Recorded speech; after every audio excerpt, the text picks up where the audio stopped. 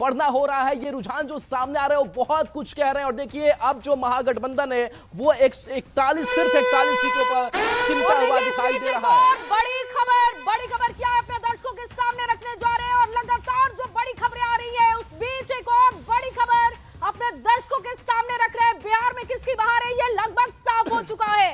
रुझानों में 197 सीट पर एनडीए आगे, रुझानों में 197 सीटों पर एनडीए को बढ़त मिली है। और ये देखिए रुझानों में एनडीए का जलवा लगातार बरकरार है। आरजेडी की बात करें यहाँ पर 41, 197 एनडीए, पीके की पार्टी को 0। अदर्स की बात करें इनके खाते में 5 सीटें दिख रही है। और फिलहाल आपको हम ये बताने की कोशिश कर रहे हैं कि रुझान जो है लगातार बरकरार है, एनडीए के साथ है। ये जब अब नतीजों में कन्वर्ट होंगे तो लगता है कि ये जो सेट हो चुका है लगभग ऐसे रहेगा। 200 के आंकड़ों में सिर्फ 3 सीट कम है।